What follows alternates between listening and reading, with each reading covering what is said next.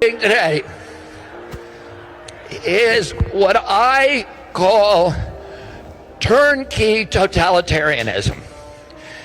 They are putting in place all of these technological mechanisms for control we've never seen before. It's been the ambition of every totalitarian state from the beginning of mankind to control every aspect of behavior, of conduct, of thought, and to obliterate dissent. None of them have been able to do it. They didn't have the technological capacity. Today, the mechanisms are being put in place that will make it so none of us can run and none of us can hide.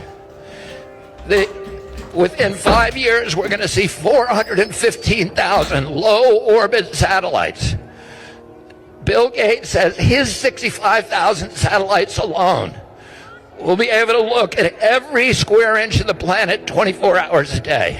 Digital currency that will allow them to punish us from a distance and cut off our food supply. Every right that you have is transformed into a privilege contingent upon your obedience to arbitrary government dictates. It will make you a slave.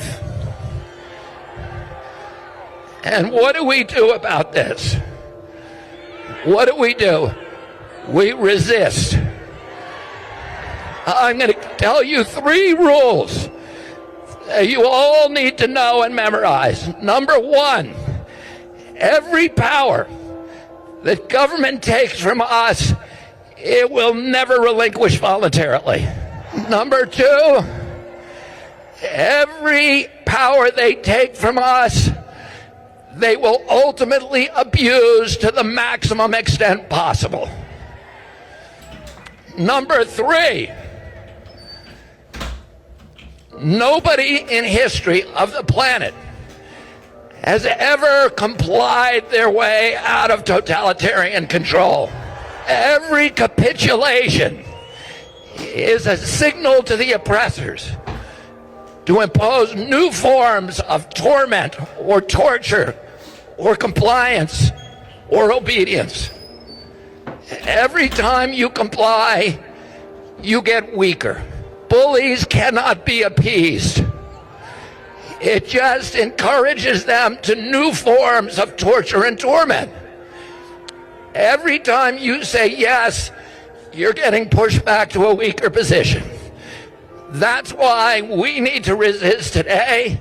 A good score brings benefits, but people with low scores lose rights. The cinema names and shames people considered untrustworthy, plastering their details, even their addresses, across big screens. It's a matter of principle. Those people have to be condemned. Those people aren't honest, so they have to pay the price. It's only right to pay your debts. You have to blacklist those that don't. The Supreme Court has created a blacklist for so-called bad citizens, those whose ratings have dropped to 0. On it are companies, but also 23 million people to date. Among them is this journalist Liu Hu. He got a little too close to uncovering corruption among high-profile party members. After being sued for defamation by the subject of a story he'd written, he was blacklisted. He only realized when he tried to buy a train ticket and was told he was banned from traveling. That tells me I'm still on the blacklist.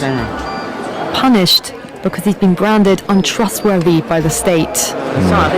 Meet Squibbler, the AI book writer that transforms your ideas into fully developed chapters, with pre-made templates for all genres. AI-powered scene. Once you're blacklisted, you can no longer get a bank loan, start a business, buy an apartment, or even send your children to a private school. Yu Hu is among a tiny minority of people who have dared to criticize the system, which some are calling a digital dictatorship. I worry, because I think many people like me will be deprived of individual freedoms. So look, Paul Richards reckons, I've got my knickers in a twist, 2.3 million people signing a petition saying no to digital ID cards, this brick card app on your phone. We've all just ultimately just being a bit silly, and there's nothing to worry about. It's going to be really convenient for us to have all our ID in one place. There's no risk to it, and miraculously, although no one's been able to explain why, it's going to deal with the issue of illegal migrants working. What do you make of those claims? Absolutely ridiculous and absurd. There is no way that this digital ID card system is going to stop small boats arriving.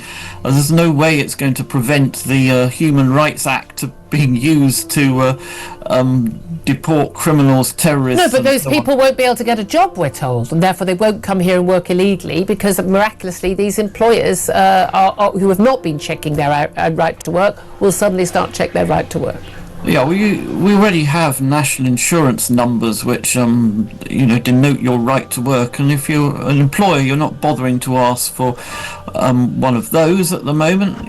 Why should you suddenly start asking for a digital ID? It's completely absurd. It's bewildering. I want to pick up on one thing, an incredible arrogant thing that Paul Richards said there. He said, we've all got smartphones. Yeah. I just looked up the statistics for this. Between the ages of 25 and 55-year-olds, about 99% of people have smartphones.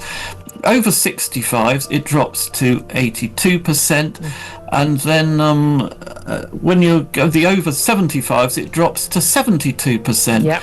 There's very good reason for that. It's because if you've got arthritis, if you've got poor eyesight and so on, a smartphone is a very difficult absolutely. piece of and again, it's stuff that we kind of almost, I didn't grow up with one, but like youngsters growing up with them, and I certainly had them since my 30s, and therefore it's very, you're used to having a mobile phone. A lot of these people don't even have a brick phone.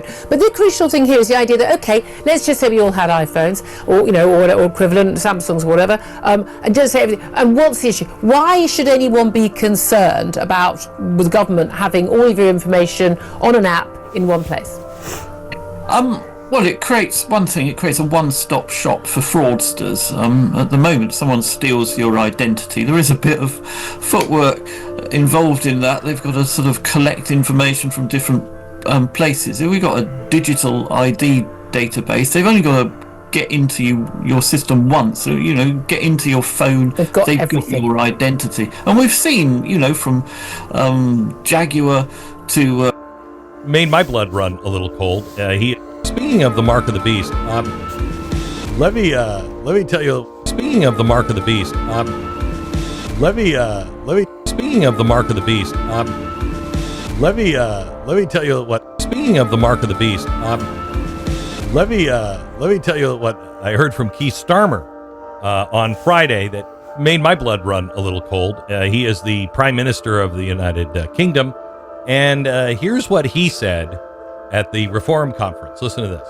And that is why today I am announcing this government will make a new free of charge digital ID mandatory for the right to work by the end of this Parliament.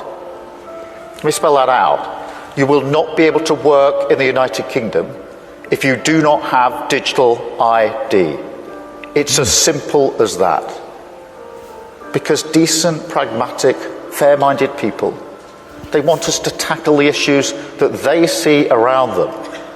And of course, the truth is, we won't solve our problems if we don't also take on the root causes, looking upstream to tackle poverty, conflict, climate change, issues that aren't just intolerable for those of us who care about inequality and injustice wherever it's found in the world, but which have clear consequences for our own citizens. Wow, that is fantastic. So let me just tell you what he's saying here. First of all, it's a new free service from the government, so if it's free, it's me, of course. But he's saying that they have a problem in Europe. See if you can relate to this at all. They have a problem in England with people coming across, the water and just invading the country. And then they're taking all the jobs from, decent Brits, and they haven't stopped them. They're welcoming them in. They're not turning them away. They're not sending them back home or anything. But to solve the problem instead, they're just going to have everybody have a digital identity. That way, you'll know if they're a British citizen or not. Oh. there's an easier way to solve this. I don't know. You just stop the illegal immigration. You would send people back. You do that. You do that. No. Now, I want you to understand, and I don't know if I have time to get into this today, but this is the way progressivism works. They create the idea, and then they cause the problem that they can go back and say, we need to do this to solve this problem. Okay? So they've caused the problem of illegal immigration. They've caused the problem of all of these things happening on their streets. But don't worry, they've already designed the answer, and it's digital identity. Now, it was just voted in Switzerland, and Australia already has it. How much proof do you need? Revelation 13 and 16.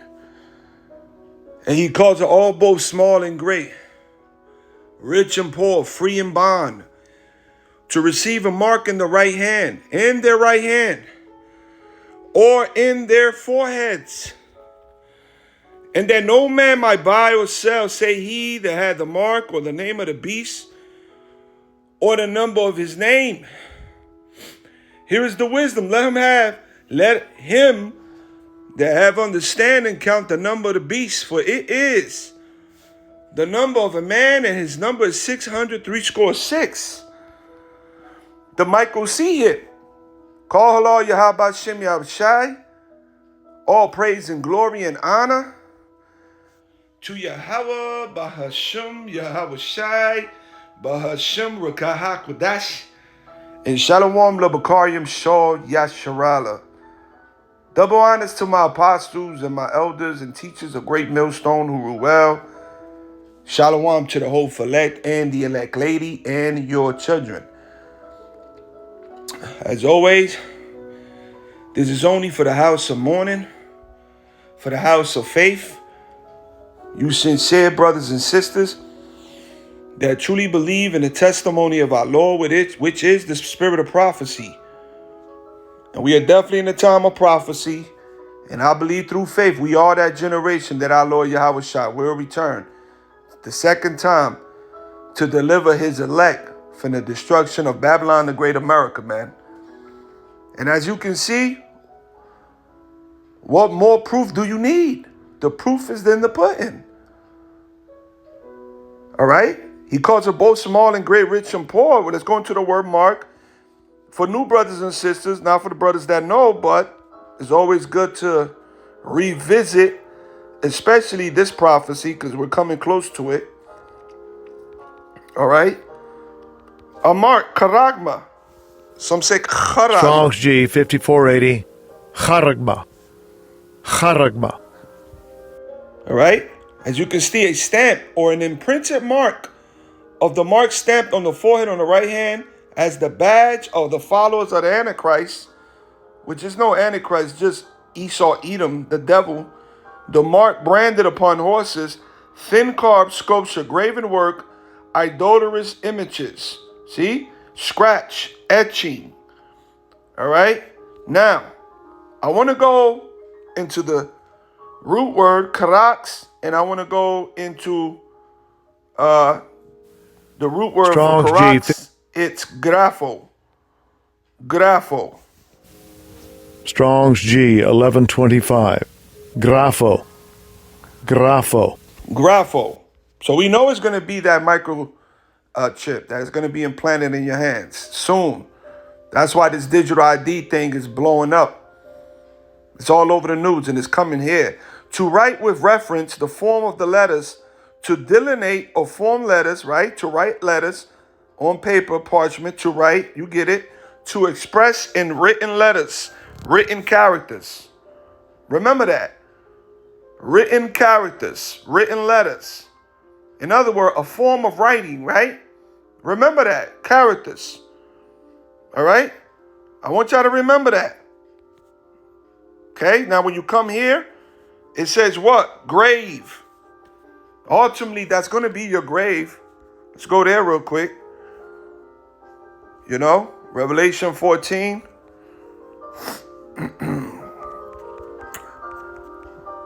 And the third angel followed them, saying with a loud voice, if any man worship the beast and his image and receive his mark in his forehead or in his hand, the same shall drink of the wine of the wrath of the Most High, which is poured out without mixture into the cup of his indignation.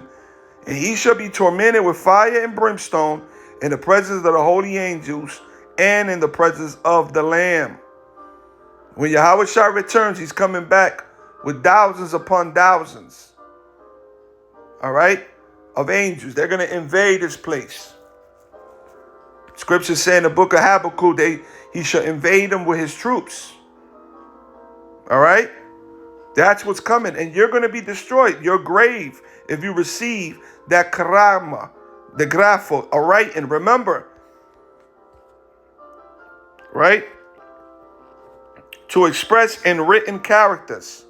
See? Go down here, grave, scrape, scratch. And when you get implanted, it's a form of scratching your surface of your skin in order to inject you with that microchip to draw letters. See? To draw letters. To express in written characters, right? I'm going somewhere with this. Now I asked AI, check what they gave me. Salakia, bear with me. Okay? I asked AI,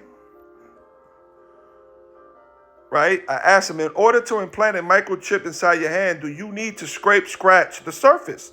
Listen to what they said. No, you do not need to scrape or scratch the surface of your hand to implant a microchip, right? That's what they say, right?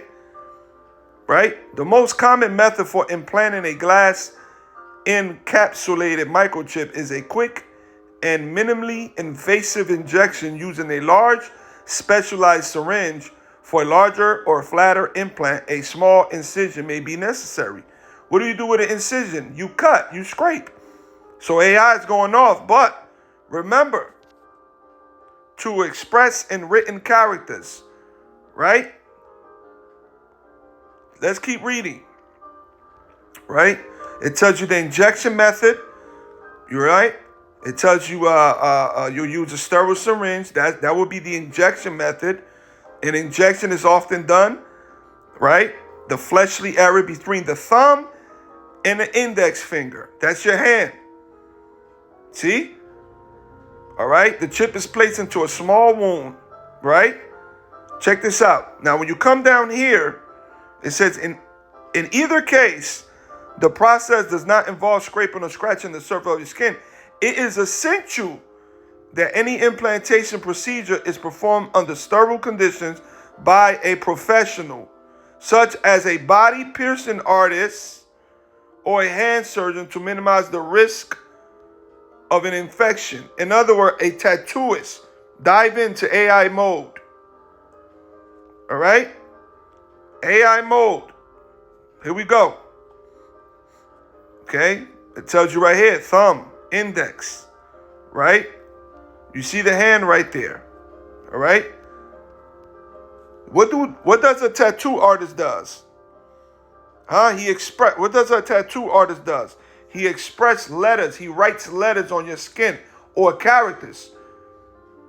You know? What did we do when we was in the world? We put names of our loved ones or characters on our bodies. We didn't know. We was in ignorance. We express written characters or letters, right? Like a professional tattooist.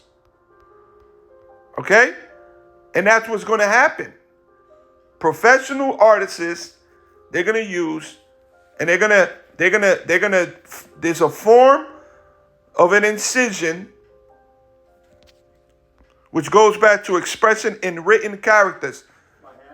You know, just to go a little deep, dive in a little deeper, you know, to show you that the microchip has to be done and performed by a professional artist, a tattooist, you know, in some way that has that type of professional experience. All right? The same way a tattoo artist does when you brand something. So if you You receive that mark. Now you're being branded. You're being branded, brothers. All right, Grapho. All right, your name, everything that has to do with your life is going to be in that chip. And there's going to be a professional tattooist, an artist, a doctor, whatever, you know, that's going to be able to perform this incision. Now you see the parallels of a tattoo artist. What does he do? He writes. He cuts into your skin. That's why you bleed when you get tattoos. He cuts into your skin. He scrapes. He cuts into your skin to express written characters and letters. And that is the same form of operation that they're going to do for you. But that chip is going to be inserted. All right? Just to go into the word grapho, which is the root word of karax and karagma. That's it. All you got to do is just go into these words. All right? A badge of servitude. It's a badge of servitude. You will be forever a slave to the beast system. And that's what Esau wants. How much proof do you need? Shalom.